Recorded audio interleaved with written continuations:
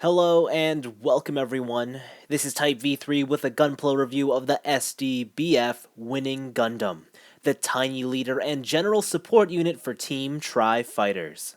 Like the title suggests, this is an SD Gundam, and with that you're looking at a 5-frame kit, each in their own color. There's also a set of polycaps and a medium-sized foil sticker sheet. The build process is a breeze, offering no difficulty or confusion. The parts themselves are even molded in such a way that makes them easy to snap off the gates, thus removing the need for side cutters or a hobby knife. The whole build shouldn't take longer than an hour, but I'm sure most can fly through it in half the time. Once assembled, the straight-built Winning Gundam makes for a solid-looking kit. The proportions are properly super deformed, colors are on point, and nothing seems to get too far away from the original anime line art. Color separation works well enough, though you'll probably want to add in some black paint for the vents around the head. As for the stickers, well, these are a mixed bag. While the green throughout the head and chest appear fine, it's the yellow additions on the front skirt and both wrists that look poor. Because they have to wrap around fairly unique surfaces, the stickers never quite sit perfectly. I'd strongly consider painting these areas. Overall, presentation is satisfying. Things could be better, but nothing here is horribly offensive. Now the Winning Gundam does have a nice little trick with its head. You can pop out the face and flip around the eyepiece to reveal a second area for the eye stickers. The only problem is that there's 3 other options and just 1 spot to fill. Oh, decisions. As for size, well, this is an SD Gundam after all, so its 3.5-inch height shouldn't come as a surprise to anyone. Still, for an added bit of fun, like the HG Build Fighter kits, this SD is technically 1-to-1 in scale. For articulation, the Winning Gundam has a ball-jointed neck, so left, right, up, down. Some tilting is available. You can even separate it a bit because that neck piece at the base likes to come out a bit. The waist is a ball joint. You got some swivel. You can't really do anything else besides that, but you can separate it if that really works for you. The shoulders are on a ball joint that's connected to a polycap, so there's some wiggling going around. You can get a full 360 should you choose. The arm itself is connected by a simple ball joint. It is limited by the edge of the shoulder pad, a slight bend at the elbow, and wrist is on a ball joint.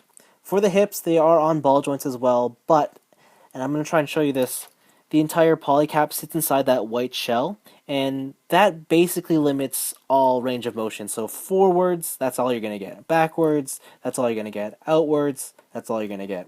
You get the idea. The ankles are actually quite interesting, or pretty good. I mean, there's just a simple ball joint, but there's cutout. It's slightly cut out on the inside to provide a deep ankle tilt. There's even some good pivot downwards and pivot forwards. Otherwise, that's really it for moving parts. It's an SD kit. Articulation isn't the highlight here. It'll pull off some basic poses, and that's really it. The Winning Gundam includes 2 weapons, the beam machine gun and the ray dome shield. The gun pegs into either hand while the shield attaches to the shoulder pad. For an added feature, you can remove the Gundam's V-fin and attach it to the gun to create the beam bow gun, and the shield can be held in the hand to reveal the buzzsaw. Sadly, you'll have to paint the saw silver as the entire piece comes molded in orange. That's all for the included accessories, however, this kit still has a few more tricks on offer. Firstly, the Winning Gundam has a booster mode. Outside of the folding down head cockpit, it's achieved almost entirely by disassembling the kit and then reconfiguring everything in said mode. Basically, it's a lesson in parts forming 101. The process is a bit tedious to do and brings no real innovative elements of engineering. The result is strange. I won't lie, had it not been for the cockpit, I would just describe this as a random amalgamation of Gundam parts, and you'll need a display stand to get any real use out of it. I guess the variety is nice though, and hey, you can always swoosh it around for fun. Of course, the real draw to the SD Winning Gundam are its support features for the HG Build Burning and HG Lightning Gundam. We'll start with the former. Using just the Winning's torso along with a special adapter, you can attach the entire piece onto the Build Burning's arm to form the Winning Knuckle. Yeah, if you thought his punches weren't ridiculous before, I'm sure you won't be in doubt now. As a small gripe, the fingers don't articulate, so your poses are really limited to punches. For the Lightning Gundam, one of the SD's legs and back pieces are used with another adapter, which then all connects onto the Lightning's beam rifle. It acts as an upgrade to the gun. Actually, it makes it super long and heavy. The Lightning definitely needs both hands to support the weight, and the issue is highlighted further if you use the Lightning's original sniper rifle as the base. If that wasn't enough, take the remaining leg and back piece, along with one of the SD's arms and one final special adapter to create the Winning launcher. Not much else to say here. It's another big gun. The dual wielding possibilities are nice, however, with their weight being the persistent problem, a few display stands might come in handy. Finally, what's left of the winning Gundam is the head, and this too has its own function. Fold down the cockpit as well as the wings, rearrange the V-fin, and now you have a core fighter. Put the team together, and you're presented with the winning road. Let's face it, Gundam Build Fighters is basically one giant toy commercial designed to sell you a cool new robot in every episode.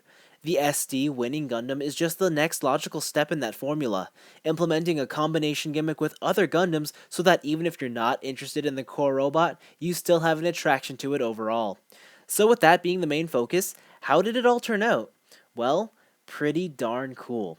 I'll admit, it's not perfect. There's an overabundance of parts forming and a couple weight issues too, but when it's all said and done, you can't help but feel excited.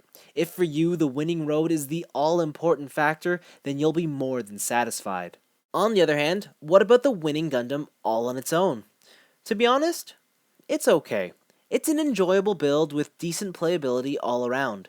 It's not the most intriguing Gundam, and if you're after an impressive SD kit, you'll probably want to look somewhere else. The best way to look at the SDBF winning Gundam is like this. It's a $10 accessory pack that just so happens to turn into a neat robot if you ever get tired of the fancy weapons. If that's a sentiment you can accept, then this kit will almost certainly win you over. But that's all for me. Thanks for watching, and with Team Tri Fighters complete, now it's time to move on to the next stage. Upgrades. I'm hoping to see a gold hammer or two in the near future.